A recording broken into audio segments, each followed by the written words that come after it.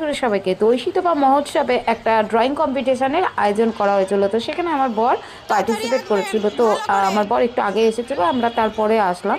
এসে দেখছি যে এখানে একটা পেজ নিয়ে ছবি আঁকা শুরু করে দিয়েছে, আর এখানে যারা যারা পার্টিসিপেট করেছিল তারাও এখানে ড্রয়িং করা শুরু করে দিয়েছে। তো এখানে মনোরমা কাকিমা, সে ও আমার বরের পাশে গেল, তারপরে গিয়ে দেখছিল যে কি ছবি এঁকেছে, তারপর কি যেন কিছু কথা বললো। চলছে তো তারপরে যারা যারা ছবি বাচ্চাদের এবং আঁকছিল বড়দের, তো সবাইকেই দেখাচ্ছিল। সবাই আঁকতে তো ব্যস্ত, তারপর মনও আবার অনেক কথাই বললো। যে যার মতো করে আঁকছে। সাথে আমাদের অভিজিৎ দাদাও আঁকছে। কি আঁকছো? সিসি বর্দা। তো কম্পিটিশান কমপ্লিট হয়ে গেছে, আর রেজাল্ট কি সেটাও আমার বর একবারও জানতে চায়নি।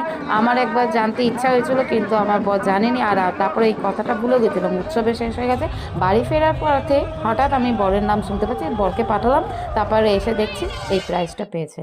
এক বরের কাছ থেকে জানতে পারলাম যে ও প্রতিযোগিতায় ফার্স্ট হয়েছে। তো আমরা যেহেতু বাড়ি চলে আসলাম, তাই জন্য আমাদের আর যাওয়া হয়নি। তো জয় গুরু।